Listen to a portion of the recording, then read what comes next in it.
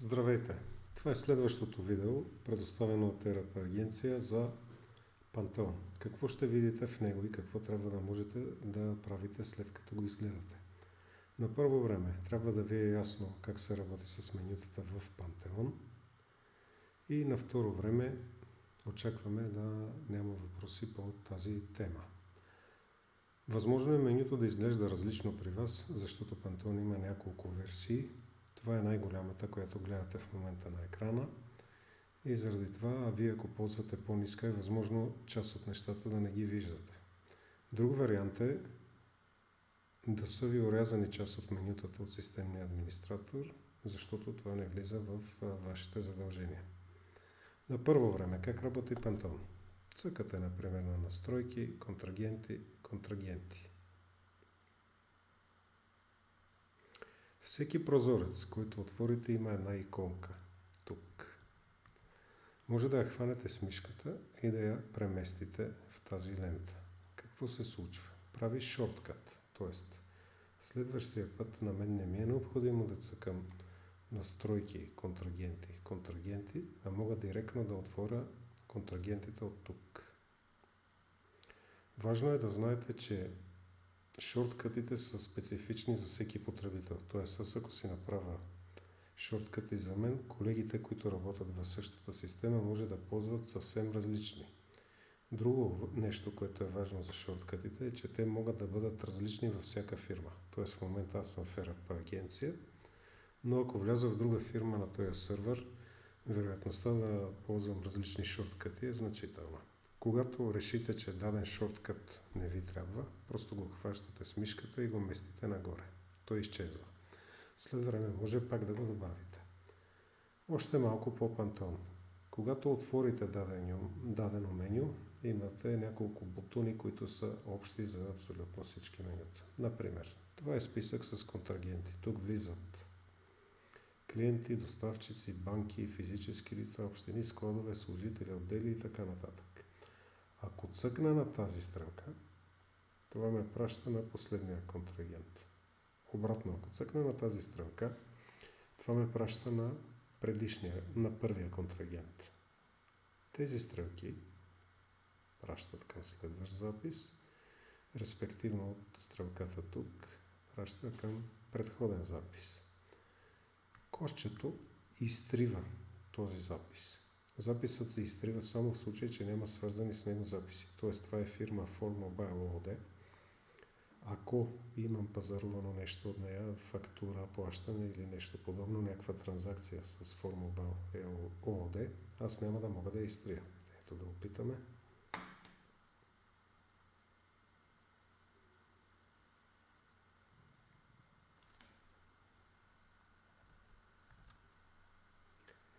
И не се изтрия. Така. Какво още може да правите тук? Цъкате на трите точки. Можете да търсите по идентификационен номер. Например, ако напиша А, това ми показва всички фирми, които започват с А. Ако напиша АВ, това показва всички фирми, които започват с АВ. Добре. Още нещо за търсенето. Може да избирате да търсите по падащото меню. Т.е. може да не търся по име, може да търся по име 2. Тук важи същия принцип. Но има и допълнителни неща, които е добре да знаете за всички търсения. Как да намеря всички фирми, които са ЕООД? Ако напиша процент ЕООД, системата ми показва всички фирми, които завършват на ЕООД. Ако напиша в процент, системата ми показва всички фирми, които започват с В. Ако напиша обаче процент в процент, системата ми показва всички фирми, които съдържат буквата В някъде в име 2, където и да е. Това може да го ползвате при търсене на артикули, клиенти, складове, въобще зависи какво търсите. В миналото видео говорихме, че е добре да ползвате табулаторен метод. Ето, ако ползваме табулаторен метод, отварям артикулите.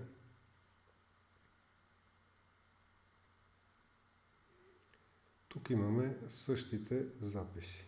Следващ, предишен, последен, прав. Но има и един друг бутон, който е дублирай запис. Сега ще говорим и за тях. Ако решим да направим нов контрагент, ние трябва да цъкнем на бутона на това листче вмъкни запис. Като цъкнем на него, започваме да въвеждаме нов запис. По-късно ще говорим специфични неща, как се въвеждат контрагенти и в момента просто пишем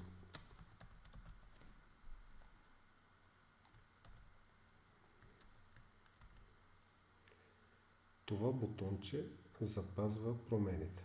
Като го цъкна, контрагентът нов запис е готов. Тоест, за нов запис винаги цъкаме на това бутонче.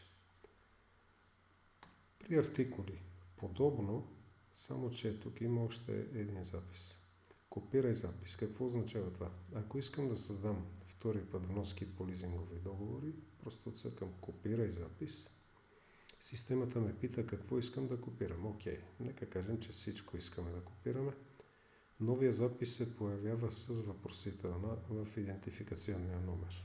Това е за да ни каже, че в момента въвеждаме нещо, което копираме от предишно. Окей, нека сложим единица и тук да кажем, че това е вноски по лизингови договори.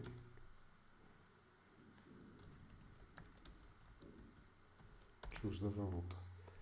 В момента мога да натисна това бутонче, за да запиша промените, но мога и да натисна F2.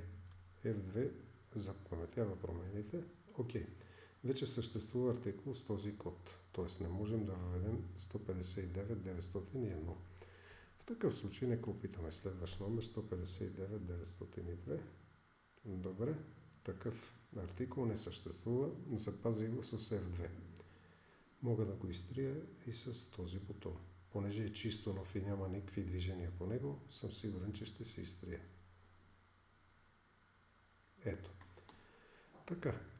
Още по бутоните за артикулите. Принтера отваря отчети. В случая, понеже цъкнахме от контрагенти, отваря отчети за контрагенти. Ако цъкна на артикули и цъкна принтера, отваря отчети за артикули. Тоест, в зависимост от прозореца, в който се намирате, ще се отворят отчети за прозореца. Тези стрелки служат за импорт. Тоест, ако реша да вкарвам артикули от Excel, трябва да цъкна на тази стрелка. Ако реша да вкарвам контрагенти от Excel, пак трябва да цъкна на тази стрелка. Help ще ви прати в интернет, за да прочетете или да попитате нас или колеги за помощ. Това меню е интересно, но него ще го говорим в следваща лекция. И тук имаме така наречените помощници. Тези помощници също са различни за всеки прозорец, който отваряте. Едни са в артикули, други са в клиенти, трети са в фактури и така нататък. Малко за таблици и двойни кликове. Виждате, че тук новия запис има пощенски код. Аз не съм го посочил пощенския код. Ако цъкнете, виждате пощенските кодове в България, които са абсолютно всички въведени. Тоест, вие няма да ви се налага да въвеждате нови пощенски кодове, може направо да работите. В случай, че ви се наложи да въведете нов пощенски код, може да цъкнете два пъти на пощенски код и системата отваря пощенските кодове. Тук пак цъкате нов запис и да речем това ще бъде пощенски код BG.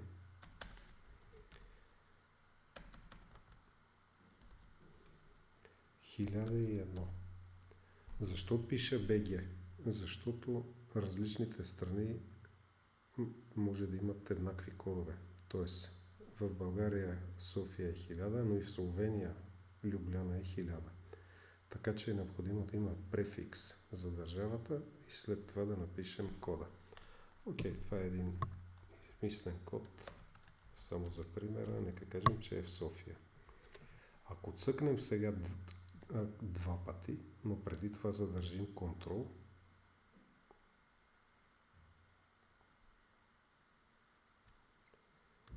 Phantom би трябвало да ни върне в пощенските кодове тук. Окей, не работи по някаква причина, можем да го изберем тук. BG 1001. Или направо можем да напишем 1001. Ето го. Така, същото важи за всички падащи менюта. Ако цъкна на държавите, това ме праща в списъка с държавите. Ако цъкна на мерните единици, това ме праща в списъка с мерни единици и така нататък. Разбрахме как се трие артикул или контрагент. Обаче като цъкнем на мерни единици, те се показват като таблица. Питането е как може да се трие в таблица? Ами цъка се на записа, който искаме да изтрием и може да се ползва като шорткът Ctrl-Del. Системата ви пита, искате ли да изтриете този запис? Може да кажете ОК. В случая не го изтрива, защото има свързани записи към него.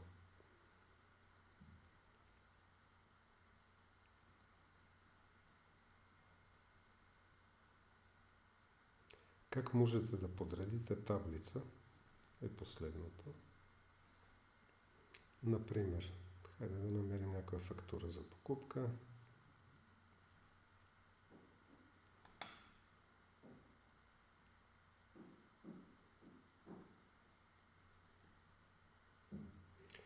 Това е фактура за покупка, разходи за гориво, пропан-бутан, ОК.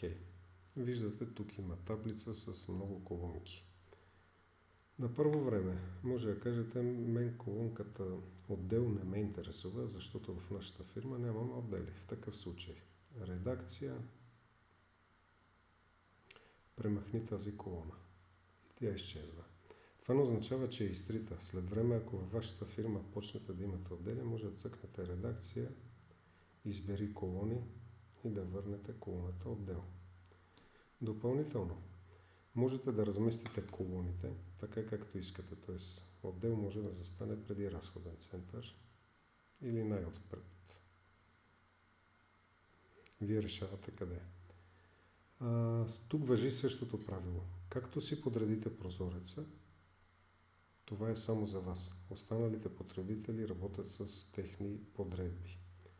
Когато имате таблица, можете да сортирате артикулите. Да потърсим нещо с повече. Виждате как се придвижвам в таблиците. Хайде, например, A1. Търсим подоставчик, който е A1. Искам да се сортира търсенето. Цъкам на номер. Сега ги сортира от 9-та година надолу. Искам обратно да го сортира. Ето от 24-та година. Ето в момента е сортирано по артикул. Може да кликнете с десен бутон и да кажете не сортирай. В момента програмата не сортира. Може да сортирате по име. Например, цъкате тук. В момента сортира по име. Още един път обръща сортирането. Може да филтрирате. Затова обаче е важно преди това да смените режима. В момента режим таблица и аз мога да кажа. Искам да виждам само тези записи. Допълнително може да направите и специално филтриране. Цъкате Custom. И тук може да посочите всичко, което започва с M. Ето останаха всички услуги, които започват с M. От тук спирам филтрирането. Още може да ползвате и така наречения долен колон титул, който прави следното. Тук сумира. Тук също, но вие може да изберете и други команди. Например, тук не искам да е сума, искам да е минимално. Ето го минималното. Или максимално да преброи средно. Средното е 0,77,8. Ако решите да не работите повече с долен колон титул, лесно може да го премахнете. Това е общите бутони и менюта. Ако имате някакви въпроси, може да се обадите. В противен случай продължаваме с следващото видео.